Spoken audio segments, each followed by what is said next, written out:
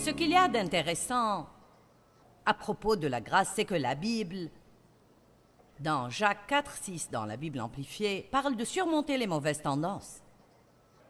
Il dit « Dieu nous donnera grâce sur grâce pour surmonter cette mauvaise tendance et toutes les autres entièrement. » La mauvaise tendance dont il parle, c'est de ne pas donner la priorité à Dieu et d'être un ami du monde, d'être fidèle au monde, mais infidèle à Dieu, de ne pas passer du temps avec Dieu, de ne pas lui donner assez d'importance dans notre vie. Il dit que Dieu est un Dieu jaloux. Et si vous êtes un ami du monde, cela fait de vous un ennemi de Dieu. Vous devez décider où vous voulez être.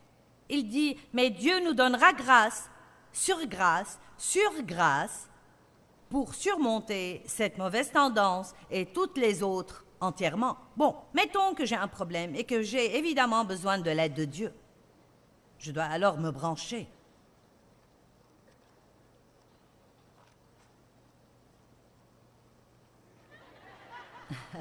Mettons que j'ai un grand problème et je n'ai pas besoin de juste un peu de grâce. J'ai besoin de grâce sur grâce.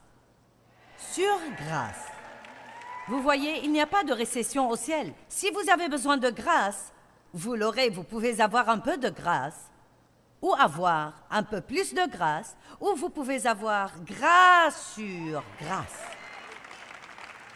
Vous voyez, c'est pourquoi Dieu a donné aux Israélites la manne quand ils étaient dans le désert selon le besoin de chaque famille. Et la Bible dit que certains ont reçu plus et les autres ont reçu moins, selon le nombre de personnes et la quantité dont ils avaient besoin. Donc, il se peut que vous ayez un problème plus grand que celui de toutes les personnes que vous connaissez, mais cela ne fait vraiment pas de différence, car Dieu est le grand égalisateur. S'ils n'ont pas un grand problème, alors ils auront un peu de grâce. Si vous avez un grand problème, vous aurez tout un tas de grâce. Et ce que vous ferez ne sera donc pas plus difficile pour vous que ce qu'ils feront, bien que votre problème soit plus grand que le leur, car vous recevrez plus de grâce qu'eux. Devinez ce que cela signifie. Arrêtez de vous apitoyer sur vous-même. Oh, je me suis devancé, c'est pour plus tard dans le message. Êtes-vous débranché? Maintenant. Il y a des gens qui se branchent sur la puissance de Dieu. Ils l'apprennent. C'est comme, oui, par la grâce, par la foi. Si je veux rester, si je veux que ma vie reluise, si je veux que la puissance rayonne dans ma vie, je dois rester branché. Vous avez donc le processus qui fonctionne dans votre vie et pourtant, quelque chose arrive. Vous faites sauter un fusible. Je pourrais vous apprendre beaucoup de choses sur comment faire sauter des fusibles dans votre vie, mais je vais focaliser sur 3. J'en ai déjà mentionné une. La rancune, la colère irrésolue, un esprit sans amour.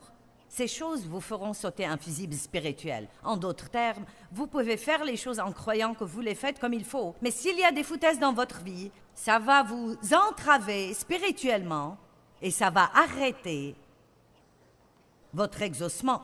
N'oubliez pas, vous avez prié. Dieu dit que vous l'aurez.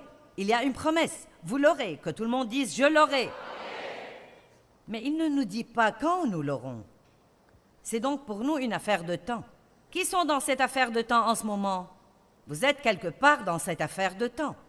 Nous sommes tous dans cette affaire de temps pour quelque chose, tous sans exception. Si ce n'est pas une chose, c'est une autre. Et pas seulement ça, devinez quoi? Vous y serez tant que vous vivrez.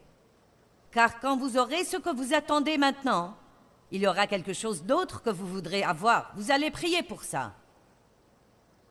Dieu va vous le promettre et il va falloir attendre. Et c'est dans ces moments d'attente qu'il faut veiller à ne pas faire sauter des fusibles. Maintenant, une des choses qui nous font sauter des fusibles et à court-circuiter et à renoncer à la puissance de Dieu dans notre vie, c'est les plaintes.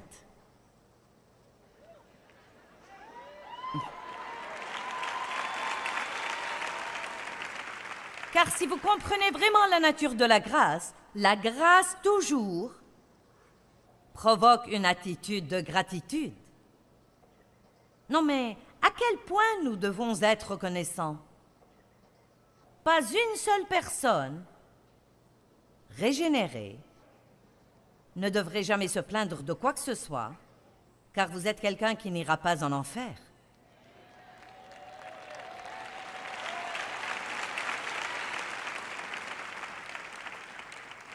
Non, mais Dieu fait tellement pour nous que c'est absolument époustouflant et extraordinaire. Et pourtant, nous trouvons quelque chose pour nous plaindre, et se plaindre est péché. Je ne crois pas que ce soit une erreur. Je ne crois pas que ce soit une petite faiblesse ou notre nature humaine. Mais je crois que c'est un péché, et je crois que nous devons avoir une peur révérentielle des plaintes, car je vous dis qu'elle court-circuite la puissance de Dieu. Qui comprend où j'en suis en ce moment? Cela court-circuite la puissance de Dieu quand nous commençons à trouver une ou deux petites choses dans notre vie que nous n'aimons pas, ou 3 ou 4 ou 5 ou 10 ou autant que vous croyez. Quel que soit le nombre de choses que vous n'aimez pas, si vous comptez vos bénédictions, vous trouverez qu'elles l'emportent de loin sur tout ce que vous croyez être mauvais dans votre vie. Amen.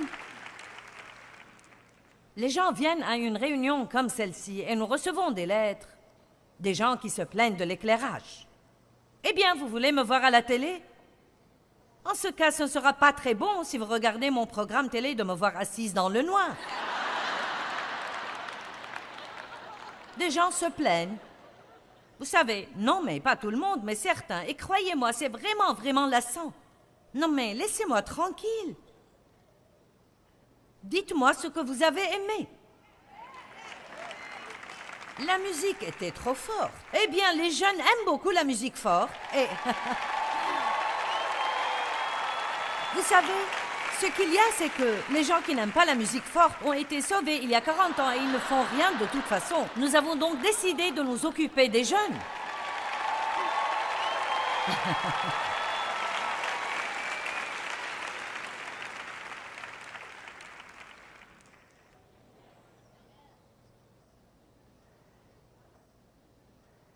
Mince alors, je n'aime pas du tout cette musique folle. J'aimerais que vous vous limitiez au bon vieux cantique. Eh bien, vous savez, il y a une nouvelle génération. Et il faut les amener à l'église. Et nous ne pouvons pas les obliger à être comme nous. Nous devons aller les chercher. Et ils aiment des choses que nous n'aimons pas. Amen. Croyez-moi, la machine à fumer me tape sur les nerfs. Je n'ai jamais pu digérer la machine à fumer. Mais on me dit que nous en avons besoin pour l'atmosphère. Je leur dis, elle ne crée pas une atmosphère, elle m'empêche de voir. Mais les jeunes aiment ça. Je ne sais pas pourquoi, mais nous l'avons cherché pour vous. Ce n'est pas pour moi, c'est pour vous. Et vous savez, si nous arrivons à nous oublier pendant un petit moment et que nous commençons à penser aux besoins des autres, nous saurons qu'il faudra faire donc quelques trucs et nous causer un petit malaise pour que les autres soient à l'aise. Ouh, j'ai pensé à lancer ça. Mais ce n'est pas tout le monde. C'est les gens qui ont fait sauter un fusible. Ils ont absolument fait sauter un fusible. Ne vous plaignez pas. Ne recevez pas la grâce de Dieu pour vous plaindre. J'ai reçu la grâce de Dieu pour être dans ce ministère. Maintenant, combien ce serait stupide si je m'en plaignais? Et j'ai fait ça des fois et Dieu a dû me corriger. Je me suis surprise à me plaindre, car où que j'aille, les gens me reconnaissent.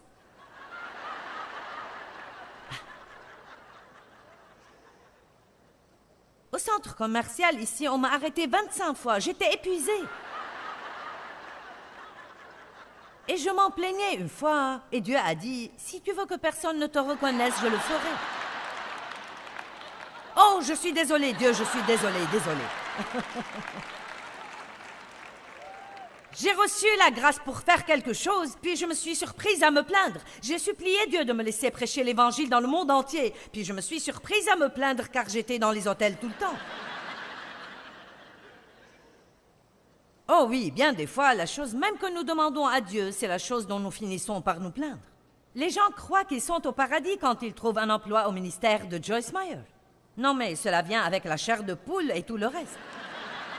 Puis ils découvrent qu'ils ne vont probablement jamais me voir. car je me déplace tout le temps. Puis ils découvrent qu'ils doivent travailler comme tous les autres et que nous avons un standard élevé et que nous exigeons l'excellence. Et peu de temps après, le travail même qu'ils ont cru que Dieu a fait un miracle exceptionnel quand ils l'ont trouvé, s'ils ne comprennent pas ce dont je parle, ils peuvent commencer à s'en plaindre. Certains ont perdu leur emploi dont ils se sont plaints et maintenant ils aimeraient le récupérer.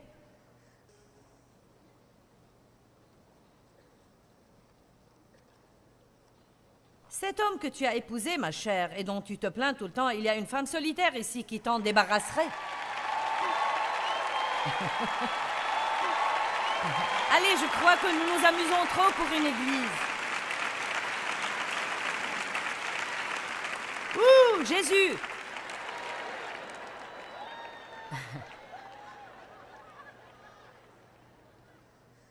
Allons à Philippiens 2, 14. Nous devons avoir une attitude de gratitude. Qui ne supporte pas quand il fait tout son possible pour subvenir aux besoins de ses enfants et ils ne font que trouver quelque chose pour se plaindre? Eh bien, Dieu a le même sentiment. C'est un grand défi de terminer une journée sans se plaindre. Philippiens 2, 14, voyons-le. Faites toutes choses sans murmure, ni critique, ni plainte contre Dieu, ni réticence, ni doute parmi vous. Vous me dites, eh bien, je ne me plains pas de Dieu, je me plains tout simplement de ma vie. N'est-ce pas vous qui avez dit, Dieu, je crois que c'est toi qui commandes. Que ta volonté soit faite, Seigneur. Mes destinées sont dans ta main, je te fais confiance, mais je n'aime certainement pas ça. Faites toutes choses. Faites votre vaisselle sans murmure. Allez à l'épicerie sans murmure. Nettoyez votre maison sans murmure. Faites la vidange sans murmure. Tondez votre pelouse sans murmure. Conduisez dans le trafic sans murmure. Payez vos factures sans murmure. Ouh, Jésus! Sortez du parking ce soir sans murmure.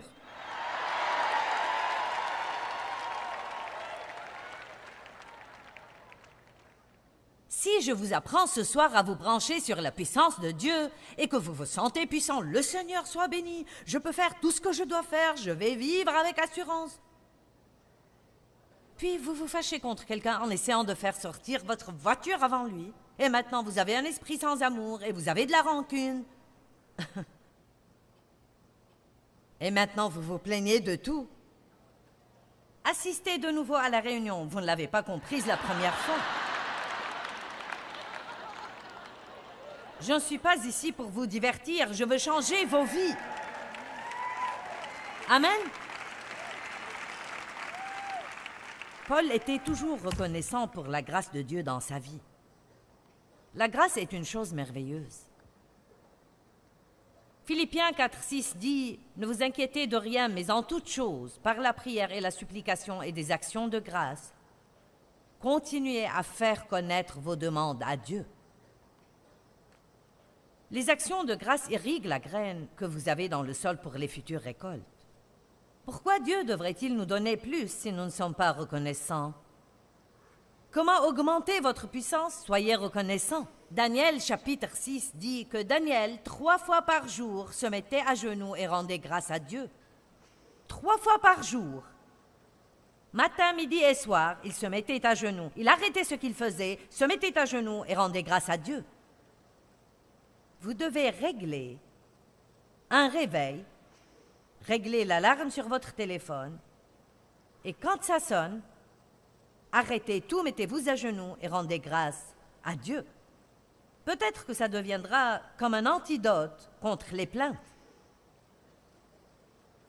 Il vous rappellera à quel point Dieu est bon avec vous. Entrez dans ses portes avec des actions de grâce, dans ses parvis avec des louanges, soyez reconnaissants et dites-le.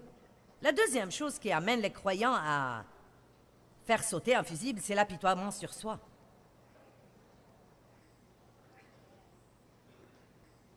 Certains reçoivent la grâce de Dieu pour les aider Mais ils continuent à s'apitoyer sur eux-mêmes. Pauvre de moi, j'ai perdu tant d'années à m'apitoyer sur moi-même et Dieu a finalement dit, tu peux être soit pitoyable, soit puissante, mais tu ne peux pas être les deux à la fois.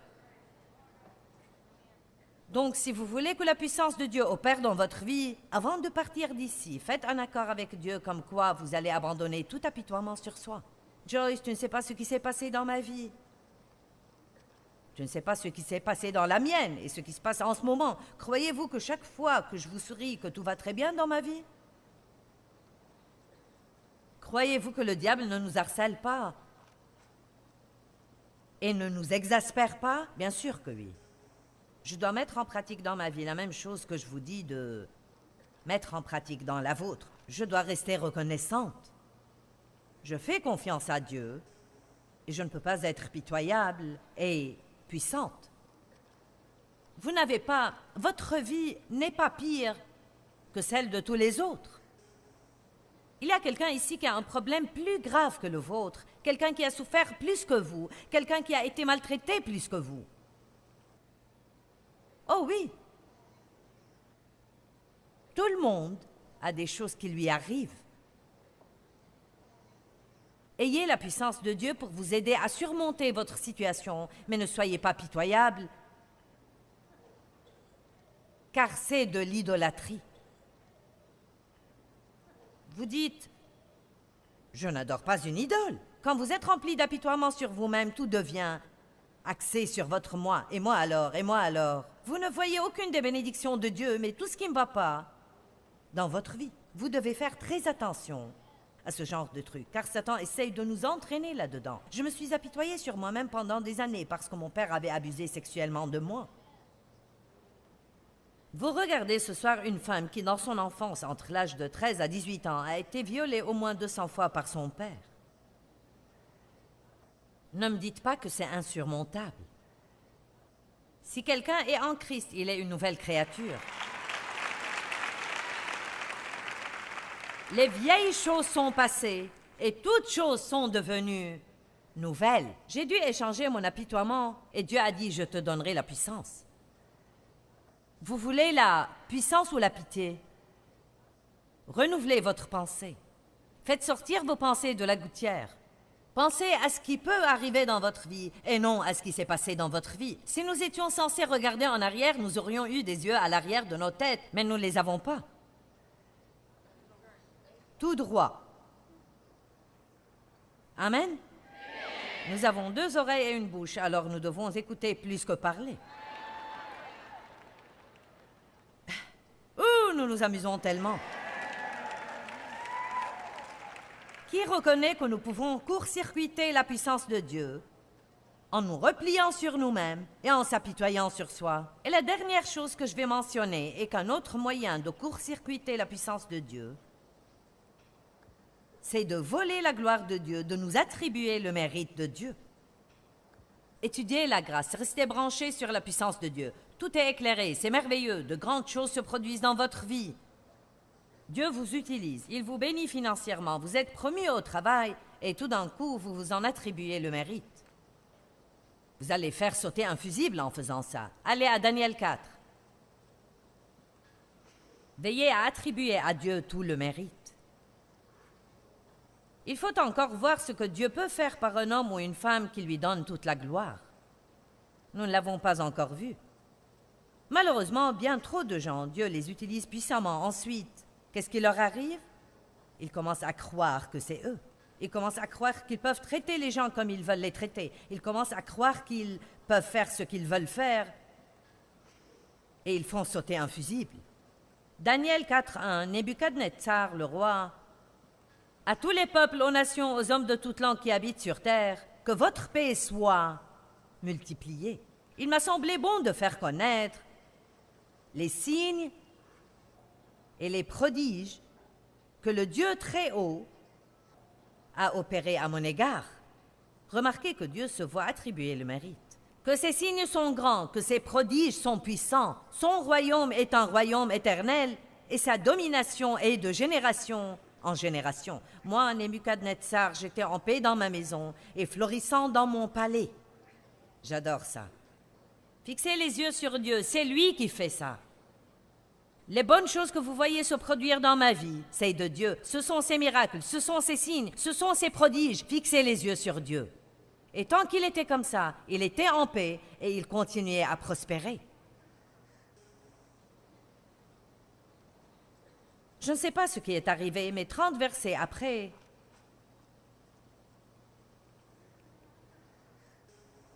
toujours le même chapitre de sa vie, mais 30 versets. Je ne sais pas ce que ces 30 versets représentent, mais probablement pas très longtemps que ça. Et le verset 29 dit « Et au bout de 12 mois, comme il se promenait dans le palais royal à Babylone, le roi dit « N'est-ce pas ici Babylone la grande que j'ai bâtie ?» Bête, bête et doublement bête. Comme résidence royale par la puissance de ma force et pour l'honneur et la gloire de ma magnificence, la parole était encore dans la bouche du roi,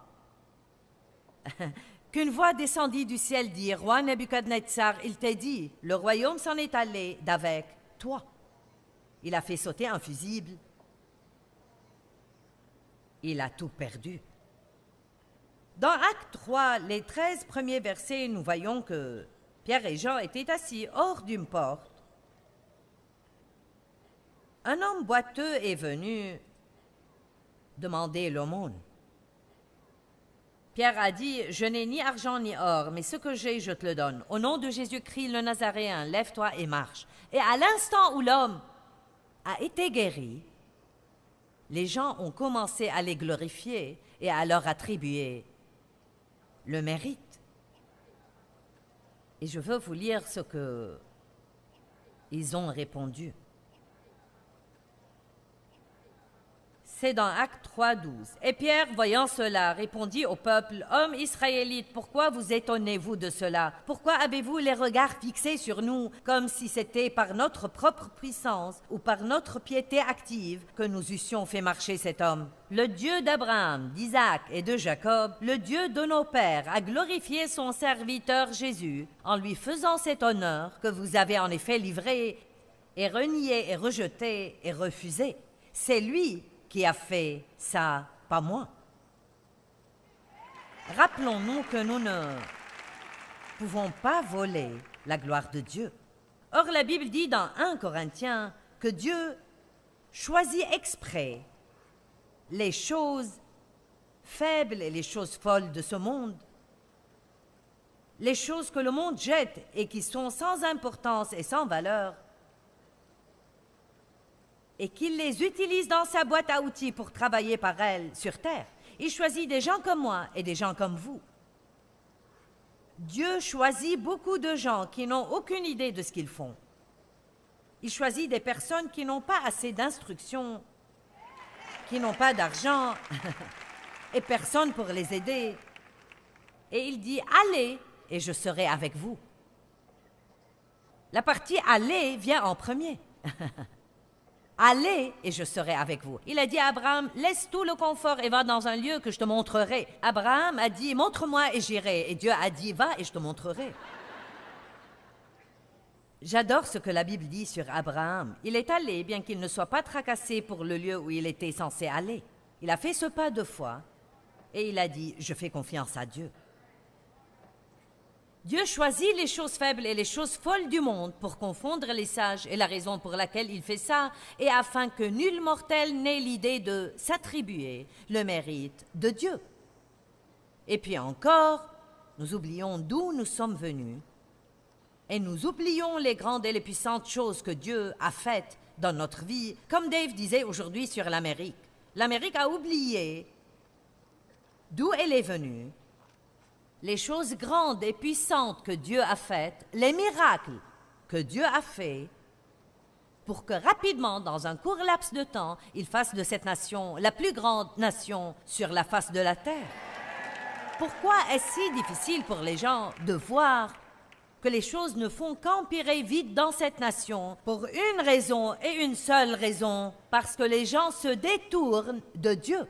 Ils essayent de se débarrasser de Dieu, de faire sortir Dieu de tout, de faire sortir Dieu des écoles, d'enlever les versets des murs des bâtiments gouvernementaux. N'accrochez rien qui Rien qui ressemble à Noël. Vous savez, vous ne pouvez pas faire ceci ou cela. Tout ce qui a quelque chose à voir avec Dieu, ils essayent de vous dire que vous ne pouvez pas le faire. Nous ferions mieux de ne pas tolérer ce genre de bêtises, parce que si nous tenons bon, Dieu s'occupera de nous. Amen. Pourquoi est-ce difficile de comprendre que quand ils ont supprimé la prière dans les écoles et enlevé les 10 commandements des murs des écoles, tout dans les écoles s'est directement détérioré et dégradé depuis? Pourquoi faut-il des comités remplis de soi-disant experts pour pouvoir comprendre ça?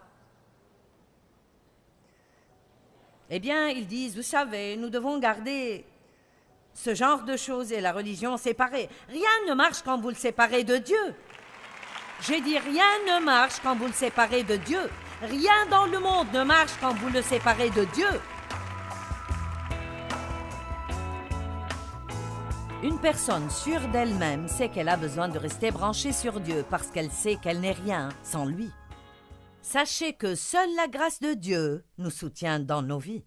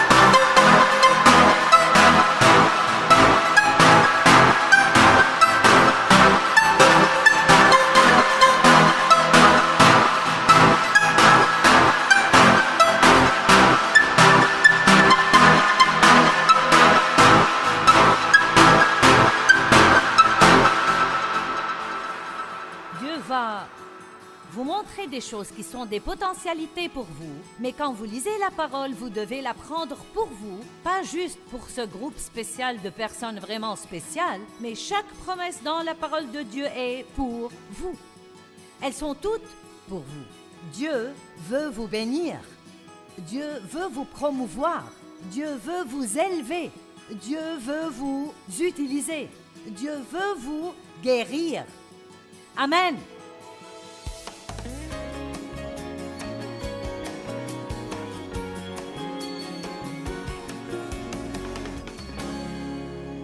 Deutéronome chapitre 1 verset 20. Je vous ai dit, vous voici arrivés près de la région montagneuse des Amorites que notre Dieu nous donne. C'est Moïse qui dit cela. Vois, le Seigneur ton Dieu t'a remis le pays. Monte, prends-en possession, comme le Seigneur, le Dieu de tes pères, te l'a promis. Ne crains pas, ne te laisse pas abattre. Alors vous êtes tous venus à moi et vous m'avez dit, envoyons donc des hommes devant nous. Ils feront pour nous une reconnaissance du pays ainsi qu'un rapport sur le chemin où nous devrons monter et sur les villes où nous arriverons. Cela m'a paru bon et j'ai pris parmi vous 12 hommes et je les ai envoyés. Ce sont les 12 espions qui sont entrés faire une reconnaissance dans la terre promise. Et effectivement, le verset 25 dit, ils y ont cueilli des fruits du pays et nous les ont rapportés. Ils nous ont déclaré, le pays que le Seigneur notre Dieu va nous donner est un bon pays. Regardez le verset 26. Pourtant, vous vous êtes révoltés contre les commandements de votre Dieu en refusant d'y aller. Je n'ai pas le temps de tout lire, mais plus loin. Ils ont décidé, bien maintenant, nous y irons. Et Dieu a dit, n'essayez pas d'entrer maintenant, parce que je ne suis pas avec vous. Vous auriez dû y aller quand je vous l'ai dit. Donc les voilà, arrivés à la frontière de la terre promise, et quand Dieu leur a dit, maintenant c'est le moment de posséder le pays, ils n'y sont pas allés, ils se sont rebellés contre Dieu, et ils ont erré encore 38 ans dans le désert, et beaucoup d'entre eux, ils sont morts. Bon, maintenant, je veux vous enseigner une petite leçon. Quand Dieu dit, il est temps de vous occuper de quelque chose,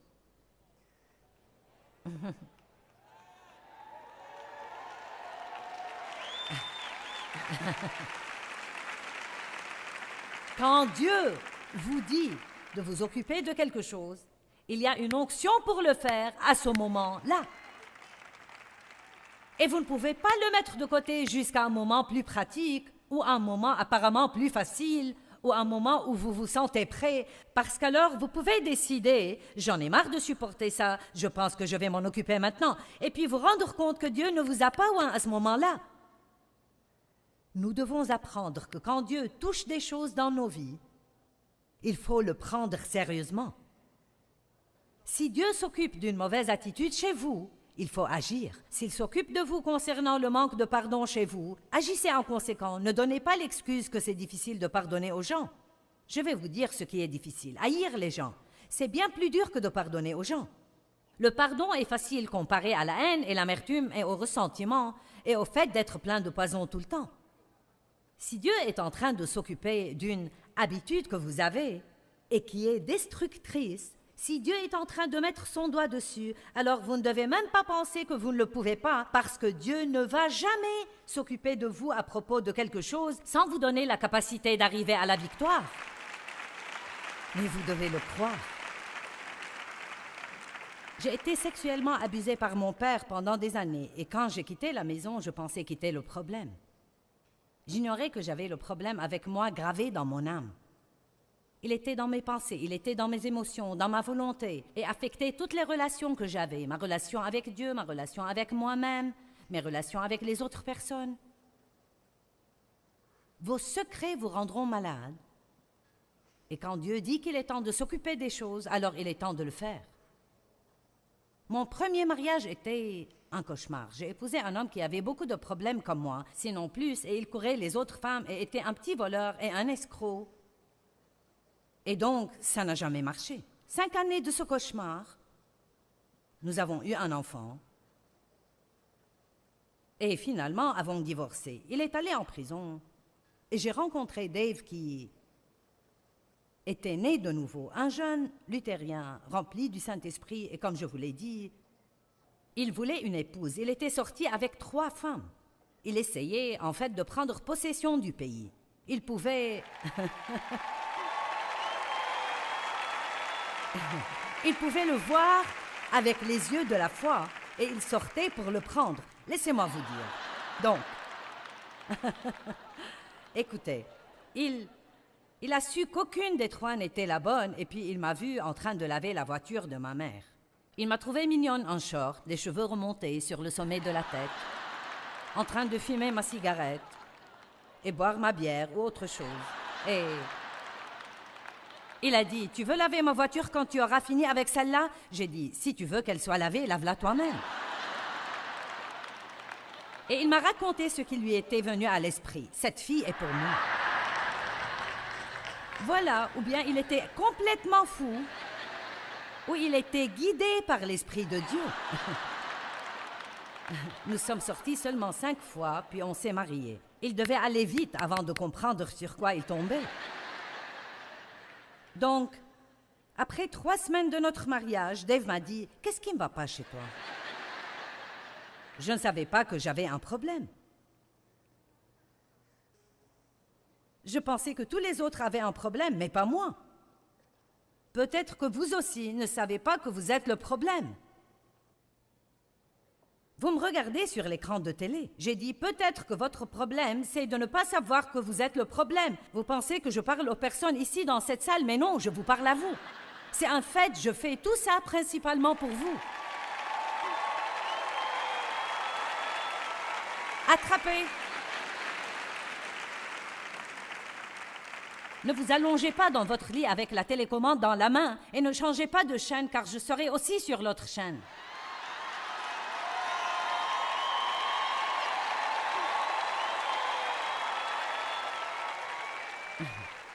Vous ne pouvez pas filer. Si vous regardez la télé, vous allez me trouver. Et donc, je ne savais pas que j'avais tous ces problèmes. Dave et moi allions à l'église, vous savez. Il aimait Dieu, j'aimais Dieu, je croyais en Jésus, j'étais né de nouveau, mais je ne m'occupais pas de mes problèmes. Donc un soir, Dave et moi sommes allés à un service de l'église et il y avait une femme qui témoignait qu'elle avait été abusée par son père. Son histoire était au fait si semblable à la mienne qu'il s'en était vraiment effrayant. Elle avait géré son problème différemment de moi. Elle était devenue une prostituée et avait eu plein de problèmes. Et puis, elle avait rencontré un homme de Dieu et raconté comment Dieu avait fait avec elle et l'avait guérie. Elle avait écrit un livre. Et Dave m'a acheté le livre car il avait su que j'avais été abusée. Je lui ai partagé ce qui m'était arrivé. Et il me l'a donné. Et le matin suivant, j'ai ouvert le livre et j'ai commencé à lire son histoire. Et quand elle expliquait les choses que son père lui avait faites, elle correspondait à ce que mon père m'avait fait, et j'ai senti la douleur venir en rugissant à travers mon âme, parce que j'avais tous ces trucs soigneusement enfermés derrière des portes closes, et je ne m'en occupais pas. Et j'ai jeté le livre à travers la pièce, et j'ai dit, je ne vais pas lire ce livre. Et j'ai entendu le Saint-Esprit dire très délicatement mais fortement, c'est le moment. C'est le moment. Et peut-être que Dieu pourrait vous parler ce soir et il parle à certains qui regardent la télé ou qui écouteront le CD plus tard. C'est le moment. Il est temps d'arrêter de tourner et tourner autour des mêmes montagnes en accusant quelqu'un d'autre pour tous vos problèmes, regardant toujours vers votre passé sans vision positive pour le futur. Laissez-moi vous dire encore une fois que peu importe ce qui vous est arrivé dans votre passé, peu importe ce qui vous arrive maintenant dans votre vie, ça n'a pas le pouvoir de vous empêcher d'avoir une vie géniale si vous décidez d'une vision positive pour votre futur.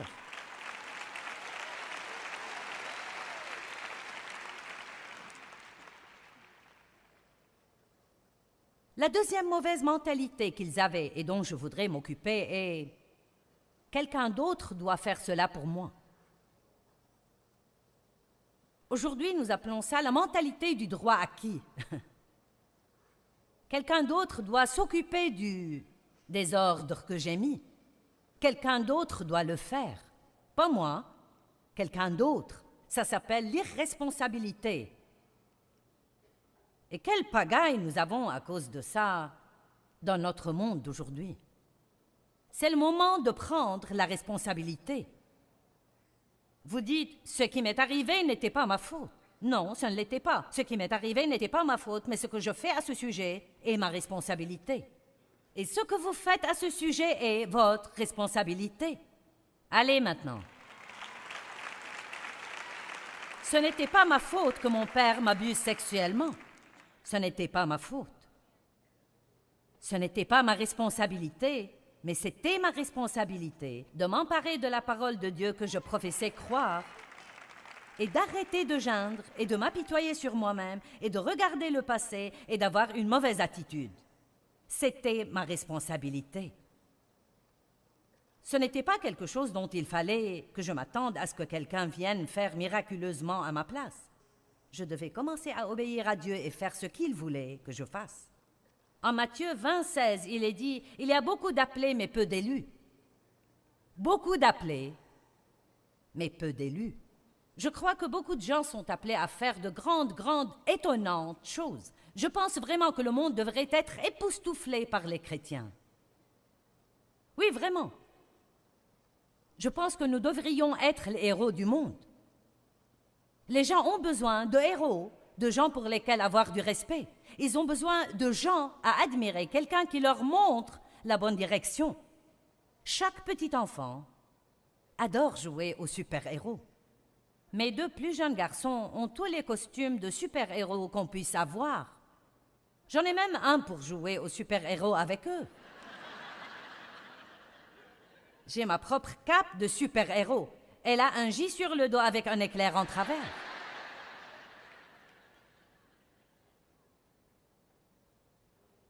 Si nous apportions au monde un exemple de Jésus, il serait encouragé et aurait de l'espérance. Il y a beaucoup d'appelés, mais peu d'élus. Beaucoup sont appelés à faire de grandes choses, mais peu font de grandes choses, parce que peu de gens prendront la responsabilité de l'appel. L'appel n'est pas la fin, c'est là que le travail commence. D'abord vient l'appel, ensuite vient le travail, ensuite vient le sacrifice, ensuite vient de ne jamais abandonner, ensuite vient d'aller jusqu'au bout. Beaucoup de gens sont appelés à faire de grandes choses, mais nous avons un mauvais état d'esprit, nous avons une mauvaise mentalité concernant ce que Dieu nous demande de faire. Tout le monde a les mêmes opportunités.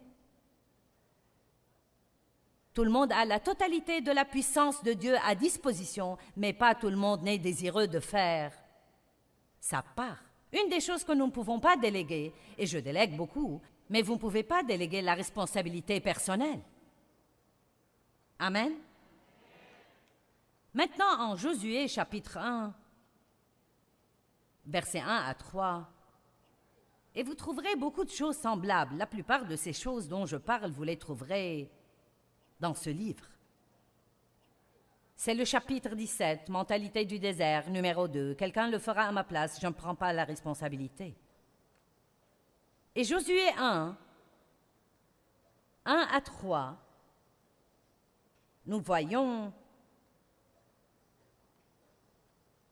que la Bible dit ceci. Après la mort de Moïse, serviteur du Seigneur, le Seigneur dit à Josué, fils de Nun, qui était aide de Moïse, « Moïse, mon serviteur, est mort. » Bon, c'est un constat très intéressant car si vous savez ce qui s'est passé avant ça, c'était « Pourquoi donc Dieu dirait-il que Moïse est mort ?» Josué savait bien que Moïse était mort. Ils avaient déjà pleuré Moïse pendant 30 jours.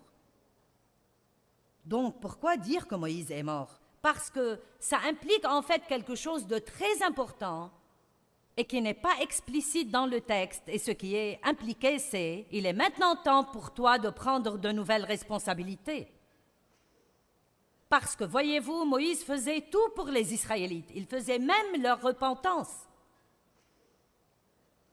Ils ne se repentaient pas pour leurs péchés. Quand ils agissaient stupidement et péchaient, Moïse allait supplier Dieu de ne pas les tuer. Et je pense que nous devons réaliser ce soir que peut-être certaines de nos anciennes façons de faire les choses sont mortes et c'est un nouveau jour. Et Dieu dit, il est temps de s'occuper des trucs. Il est temps de monter dans un nouveau niveau de responsabilité. Il est temps d'arrêter de remettre les choses à plus tard jusqu'à un moment plus opportun. Maintenant, il est temps. Amen? Qui ne veut plus tourner et tourner autour de la même montagne stupide encore une fois? Très bien. Bon, si vous ne voulez pas tourner autour, il reste seulement une chose et c'est passer à travers. La seule sortie, c'est à travers. Vous m'entendez? La seule sortie, c'est à travers. Moïse est mort, donc maintenant lève-toi. Ça veut dire lève-toi et avance. Donc maintenant lève-toi, prends sa place, passe le Jourdain que voici, toi et tout ce peuple, vers le pays que je leur donne aux fils d'Israël. Et j'aime ceci. Et tout lieu que foulera la plante de vos pieds, ce lieu même, je vous l'ai déjà donné. Wow! Est-ce que quelqu'un voit ce qui est dit? Il y a tant encore que je vois avec les yeux de la foi devant moi, je le vois pour ma vie, mais je ne peux pas le posséder en restant juste à la frontière de la terre promise, à pleurnicher et me lamenter sur combien c'est difficile. Dieu a déjà payé pour ça avec le sang de son Fils. C'est déjà acheté et payé. Voici, il a dit, lève-toi, prends sa place, passe le Jourdain que voici, toi et tout ce peuple, vers le pays que je leur donne, aux fils d'Israël, et tout lieu que foulera la plante de vos pieds, je vous l'ai déjà donné. Amen. Je ne peux pas juste me tenir ici et dire, bien, quelqu'un d'autre le fera à ma place. Ne puis-je pas juste prier pour cela? Oh là là, nous devons prier. Mais souvent, quand vous priez, Dieu vient et vous montre quelque chose à faire. Oh oh. Je vais répéter. Parfois, quand vous priez, Dieu vient et vous montre quelque chose à faire. Donc, nous prions encore, espérant qu'il choisira quelqu'un d'autre. Eh bien, Dieu, qu'est-il arrivé à ma joie? Je ne sais pas pourquoi je suis si mécontent. Et puis, tout d'un coup, vous vous souvenez que vous avez traité quelqu'un vraiment mal. Et Dieu dit, tu dois t'excuser, tu dois aller t'humilier et lui dire que tu avais tort et corriger cela. Je ne peux pas lui dire que j'avais tort, je ne peux pas m'excuser. Quand vous priez, Dieu vous montre des choses. La Bible dit, regarde la fourmi. Elle n'a pas de chef ni de superviseur. Pourtant, elle travaille dur et fait ce qui est juste. J'aime les gens qui font ce qui est juste sans que personne ne leur fasse faire ce qui est juste. Pouvez-vous vous diriger? Est-ce que vous démarrez seul? Êtes-vous quelqu'un qui fait ce qui est juste quand personne ne regarde? Ou bien ne ferez-vous ce qui est juste que quand quelqu'un vous le fait faire? J'avais un frère comme ça. J'ai dit que j'avais un frère parce qu'il n'est plus avec nous. 10 ans plus jeune que moi, mon seul proche. Très jeune, à cause de toutes les choses que nous vivions, il est entré chez les Marines quand il avait 17 ans, a fait la guerre du Vietnam et est devenu toxicomane. Et n'a jamais été bien dans sa vie. Nous avons essayé de l'aider. Il a même vécu avec Dave et moi de nombreuses années. Et tant que je le faisais se lever pour travailler, il allait au travail. Tant que je lui disais quoi faire, il le faisait. Si nous étudions la Bible avec lui, il l'étudiait. Mais à chaque fois qu'il se retrouvait seul, il ne pouvait se gérer lui-même et il retournait là où il avait été. Et tristement, mon frère, qui aurait pu faire partie de ça, voyager dans le monde, aider les gens tout autour du monde, est mort dans un immeuble abandonné à Los Angeles il y a à peu près 3 ans, à l'époque de Noël. Peu importe qui est votre famille, le fait que sa sœur soit une évangéliste, une prédicatrice à la télé et aide les gens à travers le monde, ça n'a pas compté pour lui. Il devait prendre ses responsabilités. Vous ne pouvez pas vous en sortir avec une foi de seconde main. Découvrez ce à quoi vous croyez. Amen.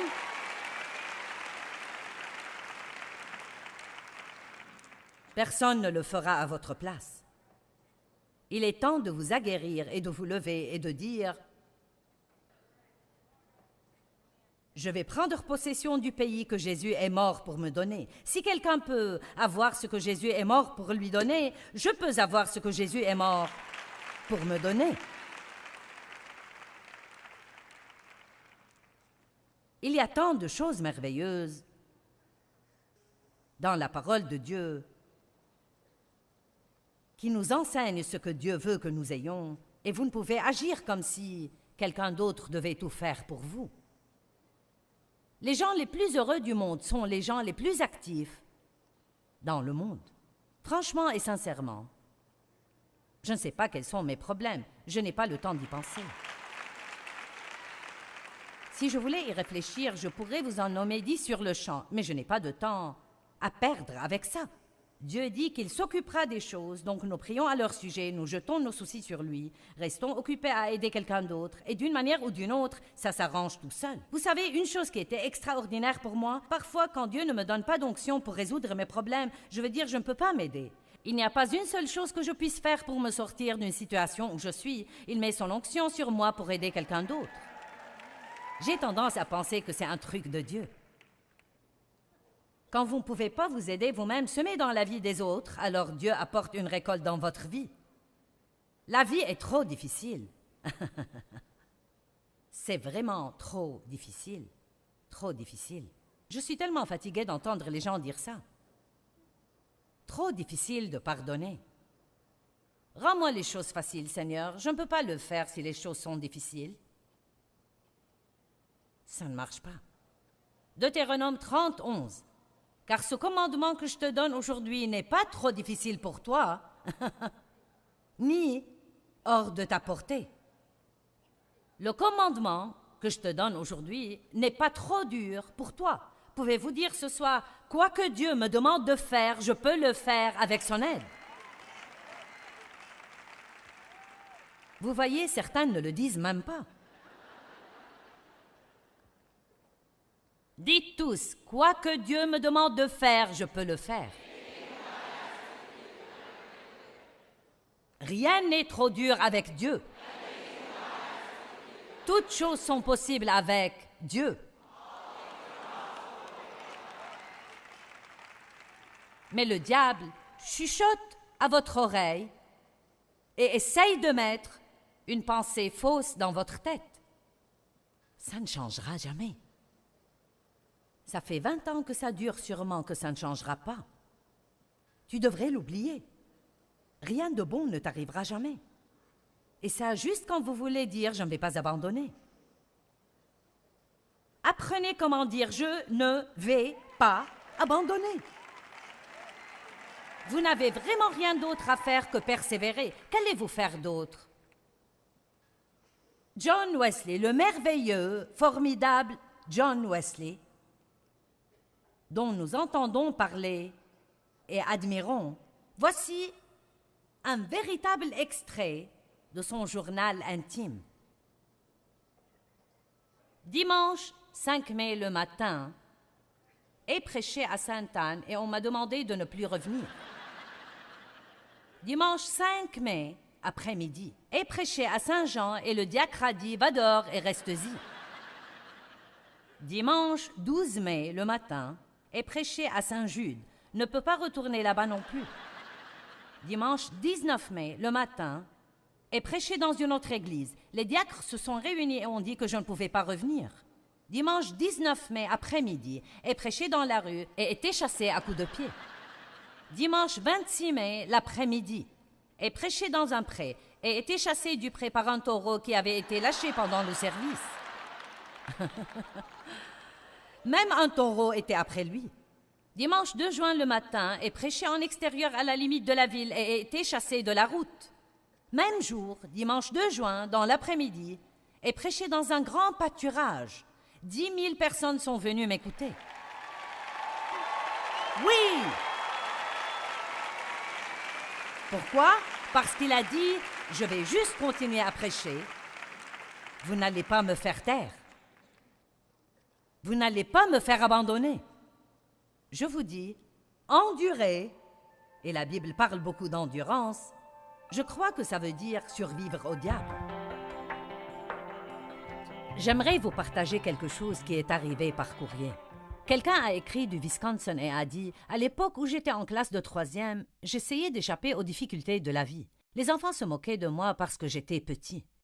Ma grand-mère m'avait donné ma première boisson alcoolisée à 9 ans et donc je suis devenu alcoolique et ai fini en prison pour 7 mois. Des années plus tard, j'ai entendu Joyce prêcher et j'ai depuis écouté son programme. J'ai appris combien la vie chrétienne est extraordinaire quand vous vivez dans les fruits de l'esprit et étudiez la parole de Dieu comme une manière de vivre. Et je souligne cela. Étudiez la parole de Dieu comme une manière de vivre. Vous savez, renouveler votre intelligence, c'est oublier votre passé et utiliser vos yeux spirituels et commencer à marcher dans la parole de Dieu.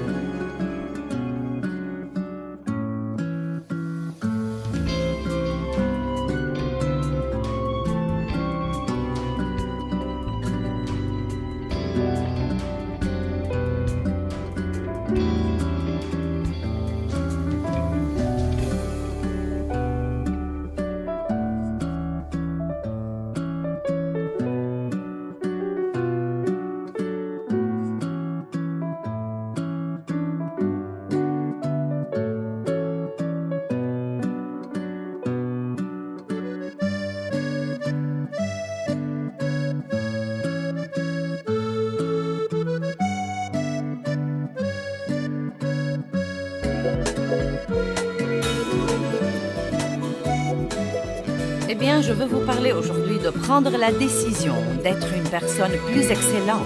Restez donc avec nous à l'écoute parce que le programme d'aujourd'hui pourrait vraiment vous changer la vie.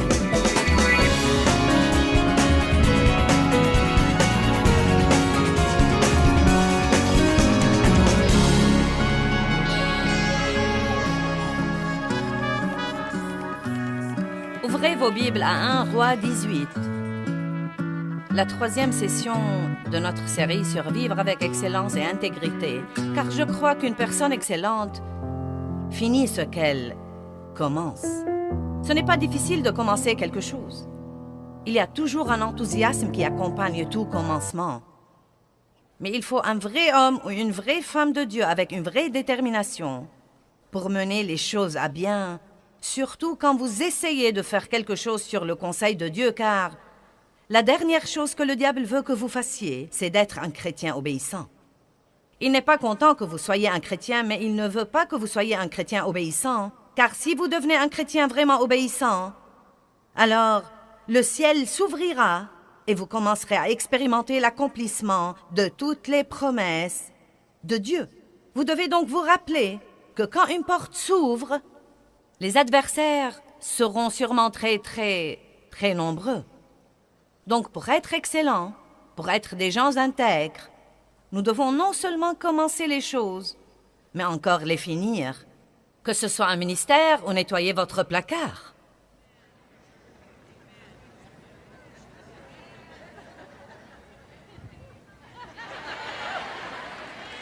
Ou bien nettoyer votre garage. Vous préféreriez que je n'aborde pas ce sujet, n'est-ce pas? Mais franchement et sincèrement, vous croyez que je me mêle de ce qui ne me regarde pas? Prenez soin des trucs que vous avez et ne vivez pas dans le désordre, car cela vous donnera mauvaise conscience à l'égard de beaucoup de choses dans votre vie. Regardez autour de vous et commencez quelque part et persévérez jusqu'à ce que vous arrangiez les choses, parce que le désordre de votre maison influe sur toutes les décisions que vous prenez. Les petites choses sont très importantes. Finissez donc ce que vous commencez. Comme je l'ai déjà dit, ce n'est pas facile de commencer quelque chose. Vous avez normalement des gens qui vous encouragent et vous avez tous les trucs émotionnels pour vous aider. Mais pour arriver à mener les choses à bien, il vous faut de la détermination divine. 1 Roi 18. Élie avait prié pour qu'il ne plût pas. Et la Bible dit qu'il ne tomba pas de pluie pendant 3 ans et 6 mois. Puis Élie pria qu'il plût, et il a dit au roi méchant Achab, dans le verset 41. Élie dit au roi Achab, « Monte, mange et bois, car il y a un bruit d'une abondance de pluie. » 1 Roi 18, 42. Et Achab monta pour manger et pour boire. Et Élie monta au sommet du Carmel, et il se courba jusqu'à terre et mit sa face entre ses genoux. Or, quand il a dit à Achab qu'il allait pleuvoir, il ne pleuvait pas encore, et il n'y avait aucun signe qui montrait que le temps était à la pluie. Il lui a dit donc ce que Dieu lui avait mis dans le cœur, et il parlait strictement par la foi. Et vous allez voir, dans un instant, la puissance de la foi. Et il dit à son serviteur, « Monte maintenant, regarde du côté de la mer. » Le serviteur monta, regarda, et dit, « Il n'y a rien. » Et Élie lui dit, « Retourne. » Et il le dit 7 fois. Maintenant, de peur de passer vite sur ce verset sans en profiter, pensez-y un petit peu. Élie avait dit à Achab, « Tu ferais mieux de partir d'ici, il va pleuvoir. Ça ne m'a pas l'air d'un jour de pluie. » Élie se met donc à genoux et commence tout de suite à prier et envoie son serviteur à la cime de la montagne, et je crois que c'était plutôt un trajet très fatigant. Et il lui dit, « Monte là et vois s'il y a le moindre nuage. » Eh bien, il va et revient, il n'y avait rien. Élie lui dit d'aller de nouveau. Il va et il revient, rien. Va de nouveau. 7 fois consécutives, il va et il revient. Et finalement, il revient et dit, « Eh bien, il n'y a pas grand-chose, mais il y a un petit nuage de la taille de la main d'un homme. » Et avec ça, Élie était tout excité. Élie était tout excité. La Bible dit qu'il s'est ceint les reins et que l'Esprit du Seigneur était sur lui et qu'il a couru 32 kilomètres. Et il a devancé Achab. Et je peux l'entendre dire « Je t'avais bien dit qu'il allait pleuvoir ». Mais voici ce qu'il y a d'intéressant là-dedans. Et s'il s'était arrêté après 3 fois? Et s'il s'était arrêté après 4 fois? Et s'il s'était arrêté après 5 ou 6 fois? Je crois personnellement qu'il fallait les 7 fois. Et je crois que 7 est un numéro représentatif de continuer à essayer le nombre parfait de fois jusqu'à obtenir l'exaucement. En d'autres termes, nous devons être des gens déterminés et qui n'abandonnent pas. Amen. Vous serez stupéfiés de ce qui arriverait dans votre vie si vous décidez de dire ce soir « Je vais être la personne que Dieu veut que je sois. Je vais faire ce que Dieu veut que je fasse. Je vais avoir ce que Dieu veut que j'ai et je ne vais surtout pas abandonner. » Vous devez vous attendre à l'opposition. Ne vous attendez surtout pas quand vous faites ça, vous savez, à flotter sur un nuage de gloire et à chanter l'Alléluia en chœur toute la journée. Il va y avoir une opposition. L'ennemi va venir contre vous. Il ne veut pas du tout que vous fassiez des progrès. Mais si vous refusez d'abandonner, il n'y a pas une seule qu'il puisse faire. Car si vous dites « je vais recommencer, et je vais recommencer, et je vais recommencer, et je vais recommencer, jusqu'à ce que j'ai finalement un exaucement », vous serez stupéfiés de ce qui va arriver. Pierre a dit à Jésus, c'est relaté dans Matthieu 18, « Combien de fois devrais-je pardonner à mon frère? 7 fois? » Et Jésus lui a dit non, 70 fois, 7 fois. En d'autres termes, encore, et encore, et encore, et encore, et encore, et encore, et encore. Tout ce qu'il faut pour vivre en paix et en harmonie. Tout ce qu'il faut pour montrer le vrai amour de Dieu. Vous dites, eh bien, minute, ce n'est pas juste de pardonner à quelqu'un qui nous a offensés autant de fois. Maintenant, attendez. Combien de fois Dieu a dû nous pardonner? Et pour la même chose aussi. Je ne peux même pas imaginer combien de fois Dieu a dû me pardonner pour avoir dit des bêtises. Plusieurs fois la semaine passée et probablement 2 ou 3 fois aujourd'hui. Et il continue à nous pardonner, parce qu'il ne perdra pas espoir en nous. J'ai dit, Dieu ne perdra pas espoir en nous, et il ne veut pas que nous perdions espoir en qui que ce soit ou en quoi que ce soit. Cessez de faire la mauviette. Eh bien, j'ai attendu longtemps et ça devient vraiment trop dur. C'est pourquoi vous êtes là ce soir. Pour vous débarrasser de ce sentiment.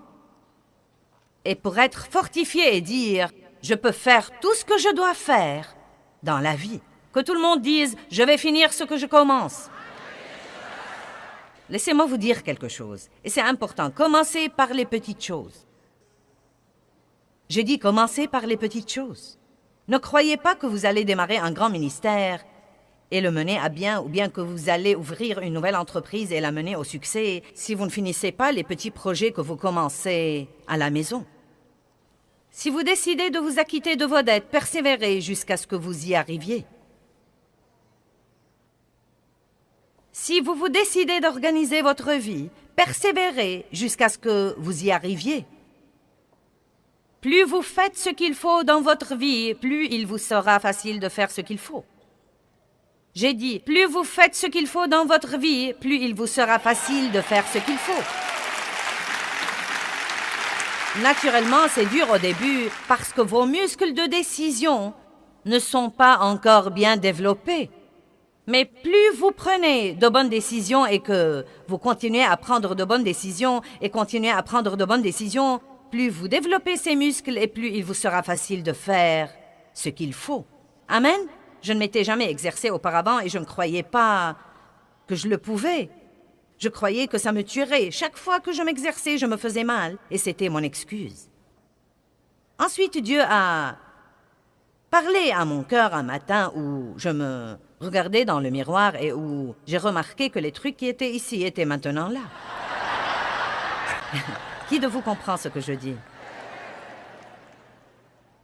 Et donc, vous savez, Dave et moi vieillissons, mais nous croyons qu'il y a beaucoup de bien que nous pouvons encore faire et pendant le temps que Dieu nous donne à vivre, nous voulons porter beaucoup de fruits. La Bible promet même que vous pouvez porter plus de fruits dans votre vieillesse que dans votre jeunesse. Et donc, nous nous en réjouissons à l'avance. Vous savez, il paraît parfois que quand vous êtes là depuis longtemps, les gens ont tendance à avoir confiance en vous parce qu'ils ont vu une certaine consistance. Et comme vous le savez, nous avons enseigné la parole de Dieu pendant 32 ans. Et nous étions là, et nous étions là, et nous étions là, et nous étions là, et nous étions là. Et donc, je crois que notre ministère a vraiment une bonne réputation. Il y a des gens qui essayent de la ruiner, mais je crois que la plupart d'entre vous connaissent notre cœur et savent que nous essayons d'aider les gens. Et donc, nous sommes dans une étape importante de notre vie. Mais quel que soit le travail que je veux faire pour Dieu, je dois garder mon corps en forme pour que Dieu puisse m'utiliser dans ce ministère. Vous savez, rester en bonne santé est important. Et les gens ne croient pas que c'est important. Ils disent, si je tombe malade, je prierai pour un miracle. Oui, Dieu nous guérit, mais il dit aussi ne pêche plus de peur qu'il ne t'arrive quelque chose de pire. Et vous savez, maltraiter son corps est un péché. Donc Dieu m'a dit, si tu veux être forte pendant le dernier tiers de ton voyage, tu devrais t'exercer. Il s'occupait de moi au sujet de m'exercer. Eh bien, j'ai dit à ma famille que je voulais aller au gymnase et avoir un entraîneur et m'exercer, et ils ont tous ri de moi. Non, mais à haute voix. Ils ont ri de moi. Oh oui, ça va durer une semaine. Bien sûr. Dave trouvait que c'était si drôle qu'il est allé avec moi la première fois pour rire quand on allait m'évaluer. Oui. Eh bien, c'était vraiment dur au début. Et j'avais tellement mal que je ne pouvais ni m'asseoir sur le siège des cabinets, ni me lever. Je ne pouvais ni m'asseoir sur les chaises, ni me lever. Non, mais c'était vraiment incroyable. Oh, mon Dieu! Quand vous n'avez jamais rien fait pour aucune partie de votre corps et que vous vous lancez dans un de ces programmes d'entraînement, vous êtes comme « Non, mais j'ai eu mal dans les endroits que je ne savais pas qu'ils existaient. »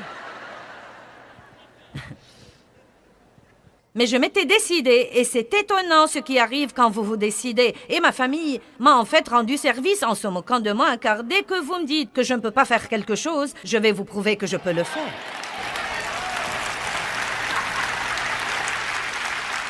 Nous voilà donc, 1 an et demi plus tard, et je ne manque jamais une séance, sauf si je ne suis pas là.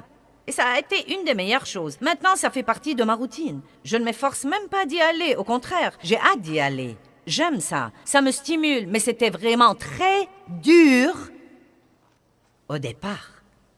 Vous devez continuer malgré toutes les difficultés.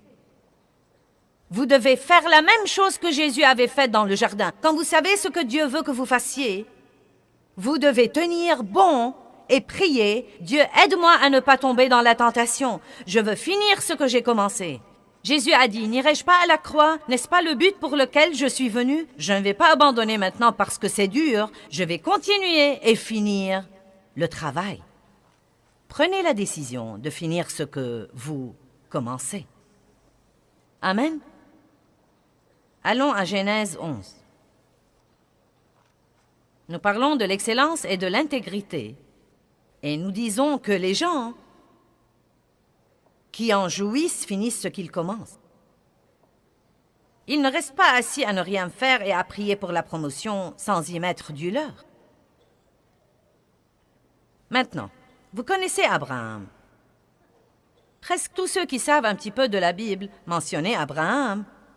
Et ils reconnaissent ce nom-là. Mais il y a un autre nom que vous ne reconnaissez peut-être pas, et c'est Terah. Terah était le père d'Abraham. Et ce qu'il y a d'intéressant à ce propos, c'est que Terah a eu en fait l'occasion d'aller au même endroit auquel Dieu a dit à Abraham d'aller. Mais il s'est arrêté en cours de route et s'est installé.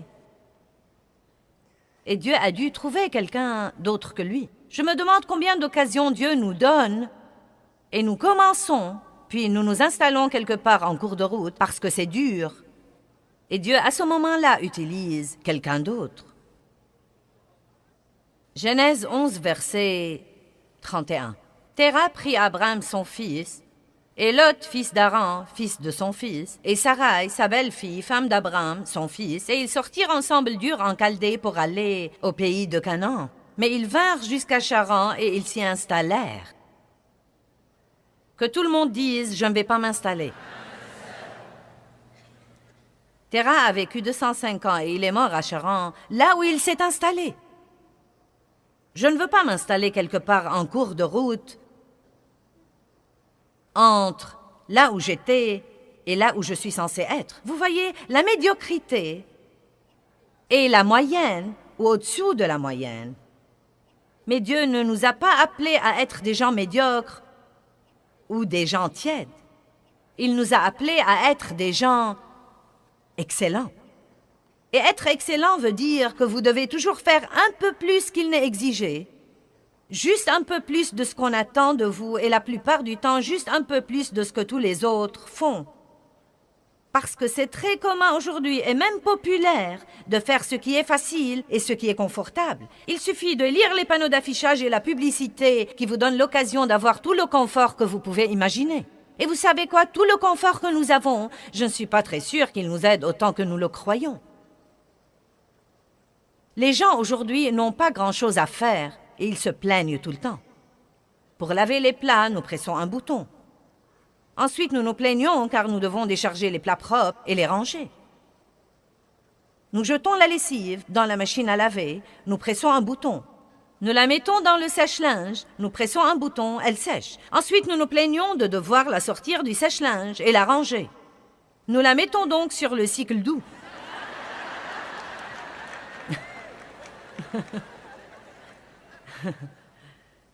Nous avons des escaliers roulants et des ascenseurs et l'air conditionné et nous ne sommes pas censés suer, nous ne sommes pas censés nous fatiguer, nous ne sommes pas censés de faire grand-chose.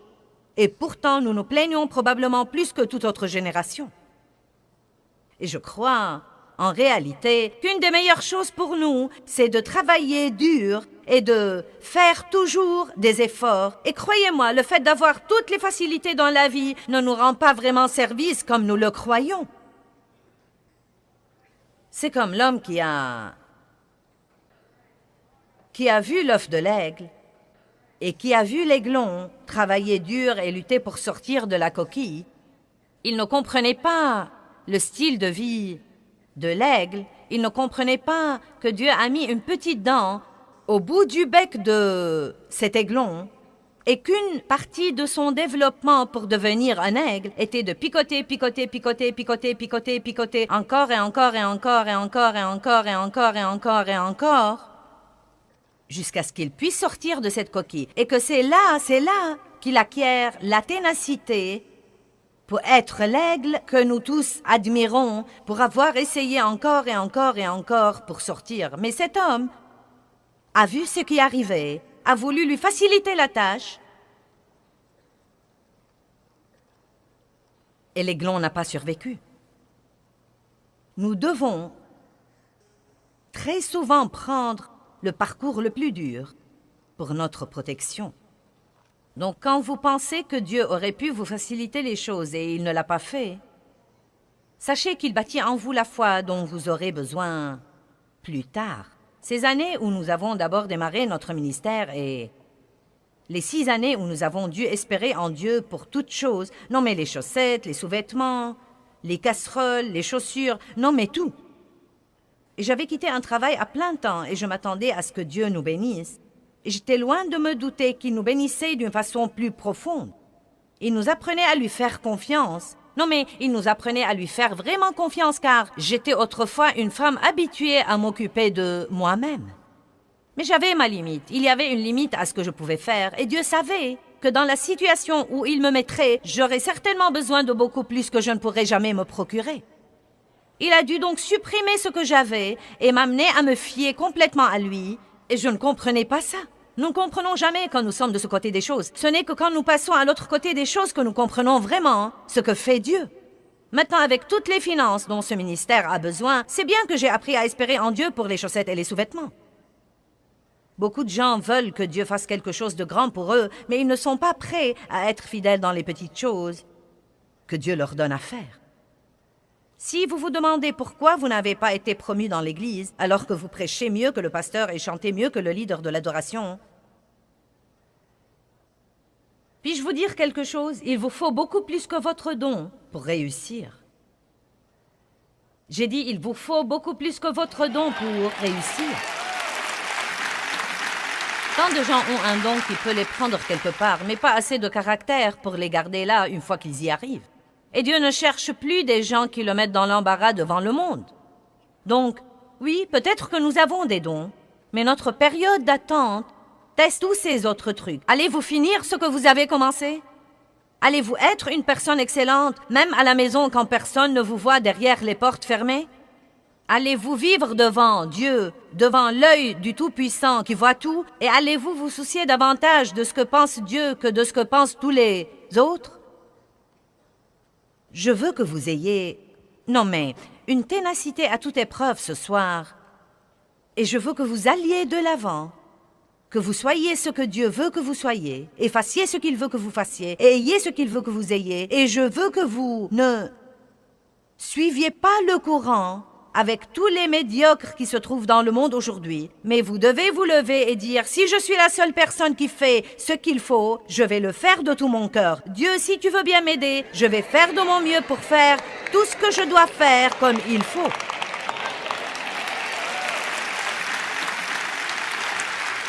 Je vais essayer encore et encore et encore. Eh bien, Terra s'est installé à Charan, et il est mort à Charan, et j'aime ça. Tu meurs là où tu t'installes. Et beaucoup de gens meurent avant de mourir physiquement. Ils s'installent quelque part là où ce n'est pas ce qu'ils avaient dans le cœur, pas là où Dieu les a appelés à être. Maintenant, ils n'ont pas de vrai but, ils n'ont pas une vraie vie en eux. Ils s'ennuient, ils sont malheureux, déprimés, grognons et difficiles à vivre.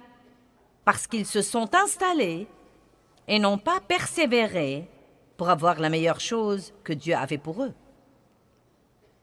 Donc Dieu va essayer de nouveau. 12 ans. Maintenant, à Charan, l'Éternel dit à Abraham, « Va-t'en pour toi-même, pour ton bien, de ton pays et de ta parenté et de la maison de ton père dans le pays que je te montrerai. Et si tu fais ça, je ferai de toi une grande nation, et je te bénirai d'une abondance de bénédictions. Je rendrai ton nom célèbre et éminent, et tu seras une bénédiction, et tu la prodigueras aux autres. » C'est quasiment la promesse la plus grande que Dieu puisse faire à quiconque. Mais Abraham a dû quitter tout ce qui le sécurisait, tout ce qui lui était familier, et il a dû partir quelque part dans la foi et la confiance en Dieu sans savoir où il se dirigeait. Ça a dû être dur. Mais il a persévéré et il a obéi à Dieu, et il est devenu l'homme avec qui Dieu a fait la première alliance et a béni les nations par lui. Vous n'avez pas la moindre idée de ce que Dieu peut faire par vous. Ne vous asseyez pas et ne restez pas bouche bée devant ceux qui montent en chair et ne dites pas « si seulement ». Vous n'avez pas besoin de souhait, mais de volonté. Vous devez bien savoir que tout ce que Dieu fait pour une personne, il le fera pour une autre. Peut-être que vous ne prêchez pas, vous ne chantez pas, vous ne faites pas dans l'équipe d'adoration, vous n'avez pas votre entreprise, mais il se peut que vous l'ayez. L'essentiel, c'est que quoi que vous fassiez, vous pouvez le faire avec excellence et vous pouvez glorifier Dieu par ce que vous faites. Dieu ne nous a certainement pas appelés à la médiocrité, mais il nous a en fait appelés à être des gens excellents.